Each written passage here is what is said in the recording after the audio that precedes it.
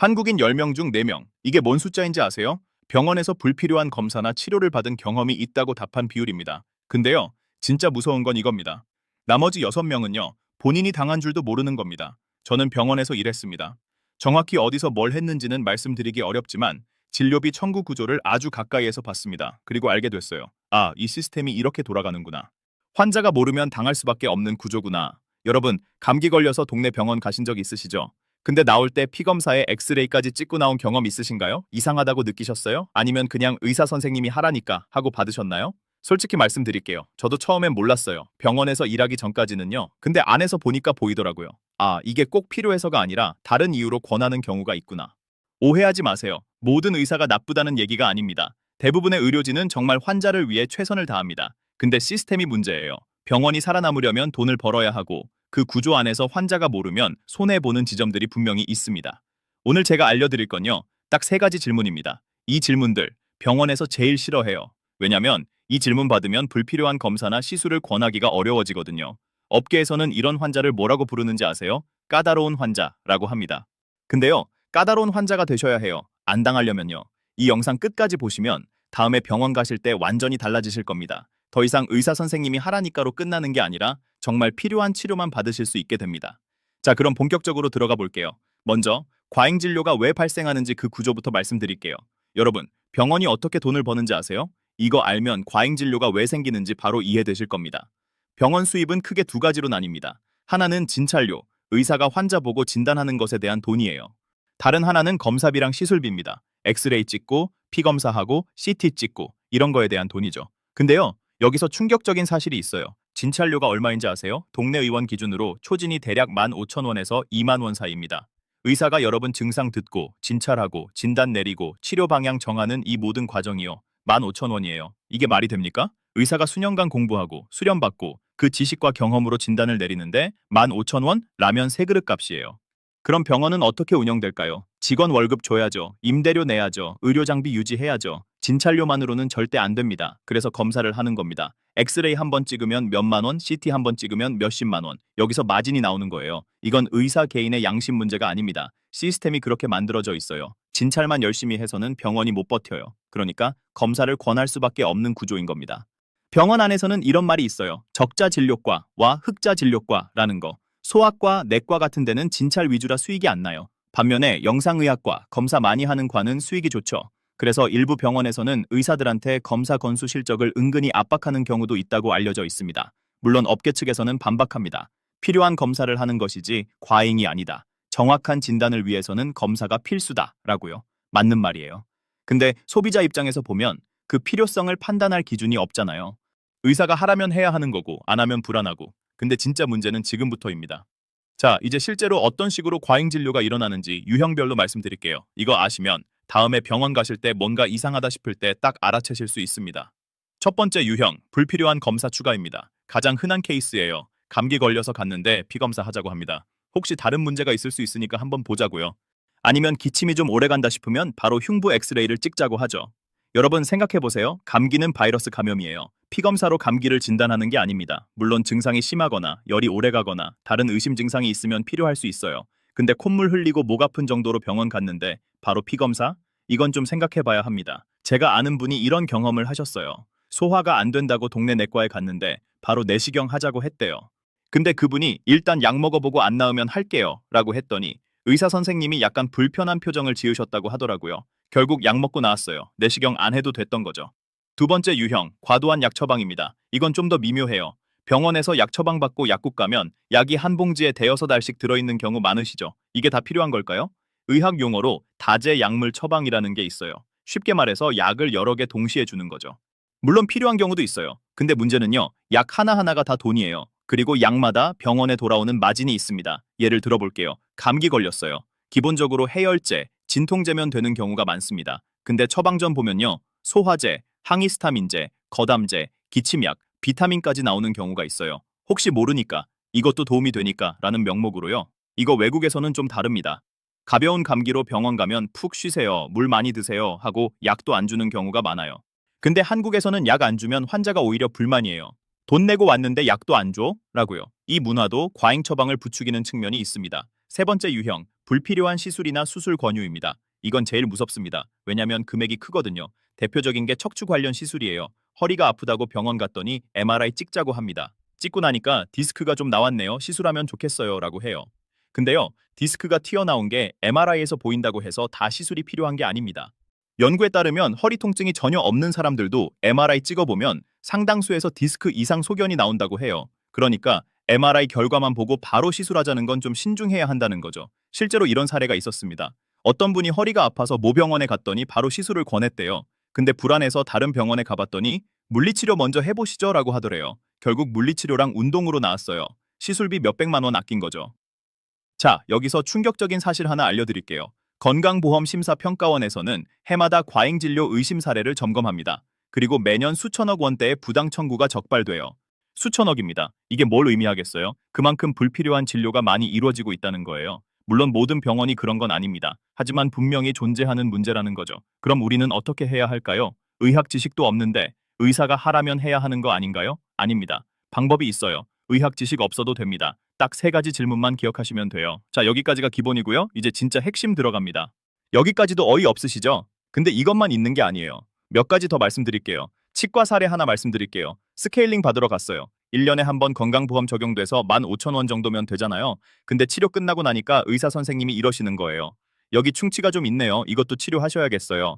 이 치아는 크라운 씌우셔야 할 것 같아요. 스케일링 받으러 갔다가 몇십만 원 견적이 나오는 거예요. 이게 정말 다 필요한 걸까요? 물론 필요한 경우도 있어요. 근데 당장 치료 안 해도 되는 걸 급하게 권하는 경우도 분명히 있습니다.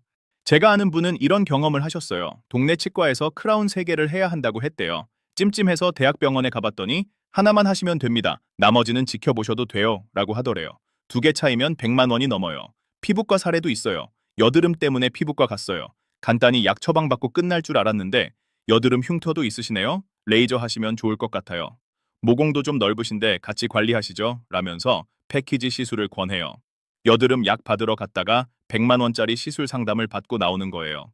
물론 피부 관리가 필요한 분들도 있어요. 근데 문제는요, 처음 온 환자한테 바로 고가 시술을 권하는 경우가 꽤 있다는 거예요. 약으로 먼저 치료해보고 안 되면 시술을 고려해도 늦지거든요. 건강검진도 마찬가지입니다. 국가 건강검진 받으러 갔어요. 이건 무료잖아요. 근데 검진 끝나고 상담할 때 이런 얘기를 들어요. 기본 검진만으로는 부족합니다. 정밀 검진 받으시는 게 좋겠어요. 이 나이시면 이 검사는 꼭 하셔야 해요. 그래서 추가 검진 받으면 몇십만 원에서 많게는 100만 원 넘게 나와요. 물론 나이나 가족력에 따라 정밀 검진이 필요한 경우도 있어요. 근데 무조건 다 필요한 건 아닙니다. 본인 상황에 맞게 선택하셔야 해요. 이게 다 같은 패턴이에요. 처음에는 작은 거로 오게 만들고 와서 보니까 이것저것 더 필요하다고 하는 거죠. 마치 휴대폰 사러 갔다가 케이스에 필름에 보험에 다 끼워 파는 거랑 비슷해요.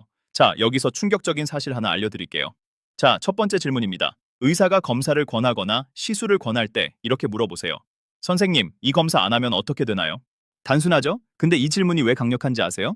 의사 입장에서 이 질문을 받으면 그 검사가 정말 필요한 이유를 설명해야 해요. 그냥 해보는 게 좋아요로 넘어갈 수가 없습니다. 진짜 필요한 검사라면요, 의사가 명확하게 대답합니다. 이 검사 안 하시면 정확한 진단이 어렵습니다.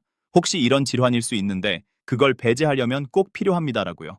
이런 대답이 나오면 하시는 게 맞아요. 근데요, 불필요한 검사를 권했던 경우에는 대답이 좀 달라집니다. 뭐 안 하셔도 되긴 하는데 그냥 한번 보려고요. 혹시 모르니까요. 이런 식의 모호한 대답이 나와요. 이러면 한 번 더 생각해 보셔도 됩니다. 실제로 이 질문 하나로 불필요한 검사를 피한 분들 많아요. 제가 아는 분은 건강검진 받으러 갔는데 추가로 몇십만 원짜리 정밀 검사를 권하더래요. 그래서 이거 안 하면 어떻게 되나요? 라고 물었더니 뭐 기본 검사에서 이상 나오면 그때 해도 돼요. 라고 하더래요. 그래서 안 했고 기본 검사 결과 정상이었어요. 몇십만 원 아낀 거죠. 중요한 건요. 이 질문을 따지는 톤이 아니라 궁금해서 여쭤보는 톤으로 하시는 거예요. 선생님, 제가 잘 몰라서 그러는데요. 이 검사 안 하면 어떻게 되나요? 이 정도면 충분합니다.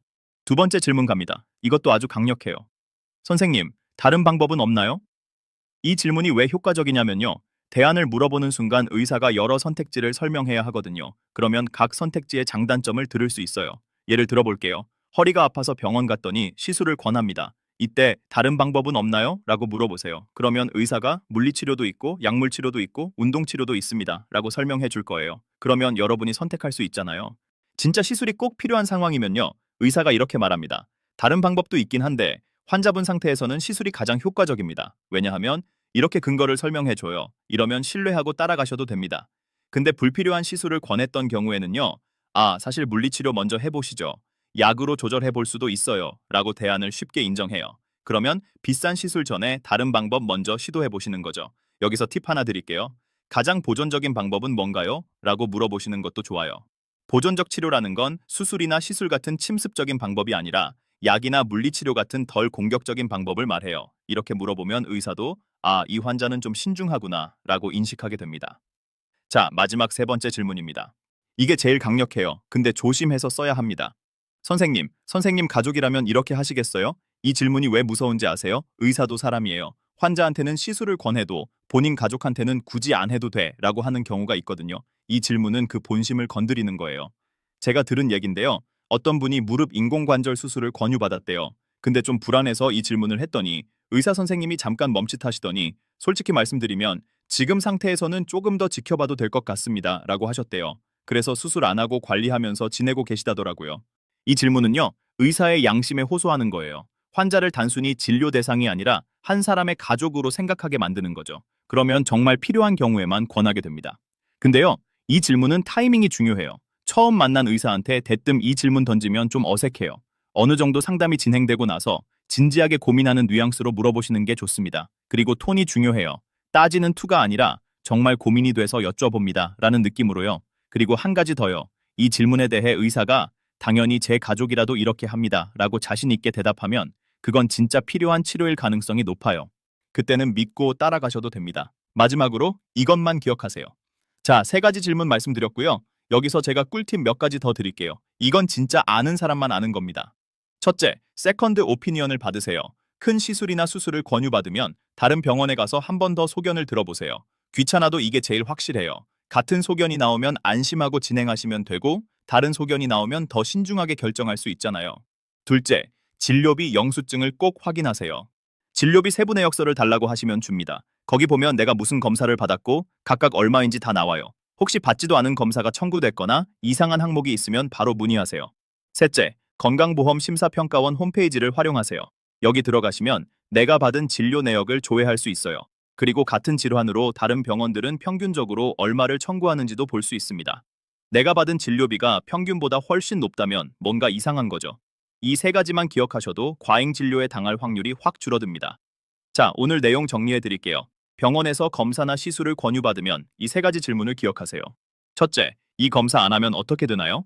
둘째, 다른 방법은 없나요? 셋째, 선생님 가족이라면 어떻게 하시겠어요? 이 세 가지 질문만 하셔도 불필요한 진료를 걸을 수 있습니다. 그리고 정말 필요한 진료라면 의사 선생님이 명확하게 설명해 주실 거예요. 그때는 믿고 따라가시면 됩니다. 여러분 오해하지 마세요. 오늘 제가 드린 이야기는 의사를 믿지 말라는 게 아닙니다. 대부분의 의료진은 정말 환자를 위해 최선을 다해요. 근데 시스템이 완벽하지 않고 그 안에서 환자가 스스로를 지켜야 하는 순간이 있다는 겁니다.